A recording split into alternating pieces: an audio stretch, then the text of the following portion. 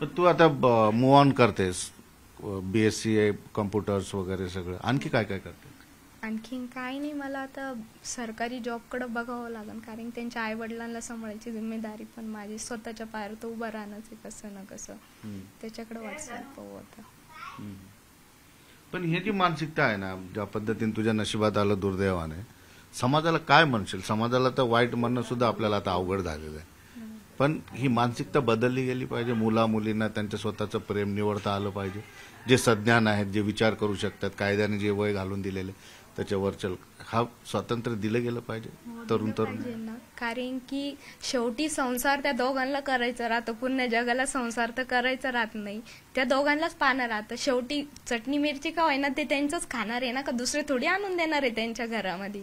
आता आई वडील मुलगा पाहून देतात, चांगली गोष्ट आहे, चांगलं बघून देतात, त्याच्यात काय नाही. आणि एखाद्या टायमावर ते चुकीचं निघलं ते काय म्हणतात, तुझ्या नशिबातच ते होतं.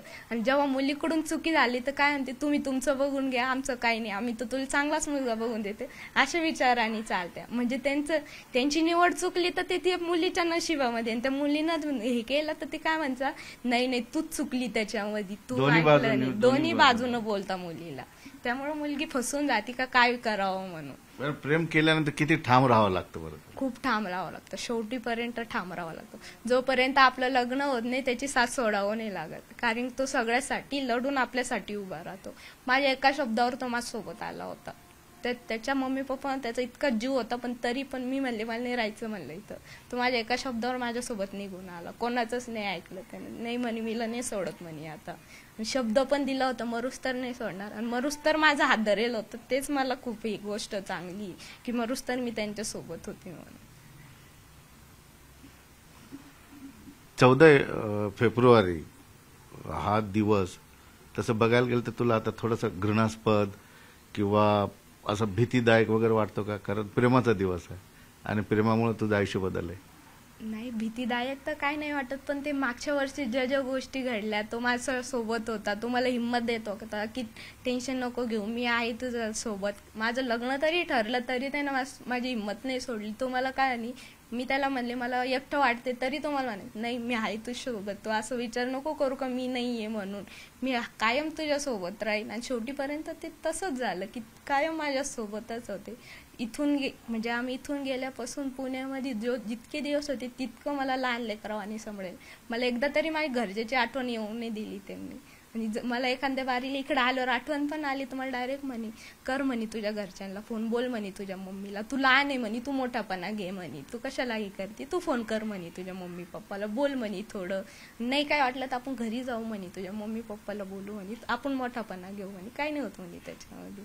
इतका धीर देत. मला एक सांग की प्रेमामध्ये असं कोणता विश्वास असतो बरं की एवढे ठाम होऊन जातात दोघं एकमेकांबद्दल, ज्यांचं खरं प्रेम आहे त्यांच्याबद्दल मी बोलतो, काय ठाम विश्वास वाटतो, काय एवढा त्याचा किंवा तिचा एकमेकांवर विश्वास असतो? विश्वास इतका राहतो, कोणी नाही ना हा माझ्यासोबत उभा, इतका विश्वास राहतो. पुरी दुनिया पण आपल्या खिलाफ राहिली, फक्त तो एक माणूस आपल्यासाठी उभा राहतो. तो विश्वासच खूप राहतो मुलीसाठी आणि मुलासाठी पण. ती जर का त्याच्यासाठी लॉयर असली ना तेच खूप राहतं. तुम्ही जर का आहे ना त्याच्यावरच प्रेम केलं, त्याला जीव लावलं, तो समोरचा व्यक्ती पण आपल्याला तितकंच प्रेम देतो. आता मी त्यांना जितकं प्रेम देत होते त्याच्या 2 पटीने ते मला प्रेम देत होते. त्याला विश्वास होता की मला सोडून कुठंच जाणार नाही, आणि मला सुद्धा विश्वास होता की मला हात सोडून कुठंच जाणार नाही म्हणून. इतका विश्वास पण असला पाहिजे प्रेमावर. काय म्हणशील तू की जे इंटरकास्ट प्रेमाची तर कुठली जात नसते, आपण त्याच्यावर बोलणं आपलं हे पण नाही, परंतु इंटरकास्ट जातीमध्ये ज्यावेळेस प्रेम होतं किंवा ठरवून तर होत नाही, काही सगळं जे होतं ते ऑटोमॅटिक होतं, तर काय त्यांना सल्ला द्यावा असं वाटतं तुला? आयुष्यात जो काही तुला दुःख भेटलेलं आहे त्यांनी काय काळजी घ्यायला पाहिजे? इंटरकास्ट लग्न केलं असेल, प्रेमात असतील, त्या तरुण तरुणींना काय सांगशील?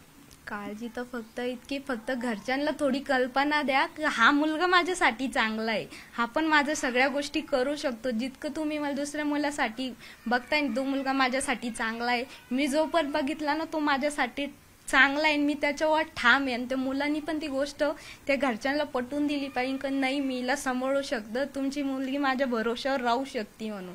कास्टचं वगैरे काही नाही, आपण जितक्या मनाने प्रेम केलं तितकं मनाने निभाव पण लागतो शेवटीपर्यंत. ते पण जातीच्या ह्या सगळ्या बंधनातून बाहेर नाही निघत आहेत आपण, ते तर माहिती आहे मला. लोक निघूच नाही शकत. आता तुम्ही माझा फर्स्ट टाइम इंटरव्ह्यू घेतला होता, त्याच्यानंतर मी त्याच्या खालचे कॉमेंट्स वाचले होते. लोक इतकं विचित्र बोलताना ते हिम्मत ठेवावं लागते शेवटीपर्यंत इतक्या सगळ्या गोष्टी पण ऐकायला. खूप ऐकलं मी, वाचल्या पण त्या गोष्टी. खूप लोक विचित्र बोलतात आणि खूप लोकांनी सपोर्ट सुद्धा केलेला आहे त्या गोष्टीला. त्याचं पण कौतुक वाटतं मला की नाही गड्या, काही लोक आहे असे की सपोर्ट करते म्हणून. असे सपोर्ट करणारे लोक पण पाहिजे. आणि मुलीच्या घरच्यामध्ये खास करून एखादी व्यक्ती अशी असलीच पाहिजे की मुलगी कोणाला खुलून सांगितलं पाहिजे का माझ्या याच्यावर प्रेम आहे, मला याच्यासोबतच लग्न करायचं. म्हणजे फार महत्वाचं वक्तव्य तू या ठिकाणी केलेलं आहे की प्रेमामध्ये तुम्ही तुमच्या आईवडिलांना विश्वासात घेऊन सांगणं सगळं गरजेचं, काहीही न लपवता. ते तर करणंच लागन. पण कधी कधी परिस्थिती पण होऊन जाते. घरचे पण खूप असे असताना नाही आपण असंच आहे, आपलं घरचे असंच आहे, समाज मला काय म्हणून तू अशी करते. पण मुलीचा पण विचार करा ना. समाजामुळे तुम्ही मुलीला पण दाबून टाकते. तिच्या भावना कुठं ती कोणाला सांगन. घरचे स्ट्रिक असल्यावर मुली नाही सांगत कोणाला. खास करून फक्त मैत्रिणीला सांग की बाबा माझ्या घरात असं आहे, त्याच्यामुळं असं आहे. आणि जेव्हा ज्या मुलावर प्रेम झालं आणि त्याच्यावर ट्रस्ट आला तिला की नाही मी याला जी गोष्ट सांगन हा मुलगा कोणालाच सांगणार नाही, तेव्हा ते मेन राहतं की आपण समोरच्यावर ट्रस्ट करतो आणि तो ट्रस्ट तोडत नाही. हे महत्वाचं राहतं प्रेमामध्ये. तू तर म्हणते की मुलींनी आपल्या सगळ्या गोष्टी मुलांनी एकमेकांना सांगितल्या पाहिजे, घरच्या लोकांना. तू सुद्धा प्रयत्न केला होता पण तुझ्या घरच्यालीन सुद्धा ऐकलेलं नाही ना. हो, नाही ऐकलेलं आहे ते पण थोडं असं. मग नंतर ते म्हणता की नाही ऐकलं असतं तर बरं झालं असतं. आमच्याकडचे भरपूर लोक आले होते मला म्हणणारे तसे. पण नंतर बोलून काय फायदा. सगळ्या गोष्टी झाल्यावर लोकांना आठवतं की अशा गोष्टी ज्या गोष्टी होऊन तुझ्या गेल्या. घरचे लोक कोणी बोलले वगैरे तुला? नाही आणखी कोणीच नाही. किंवा तू बोलायचा प्रयत्न करशील? नाही, मी कोणाच्या कॉन्टॅक्ट मध्ये नाही.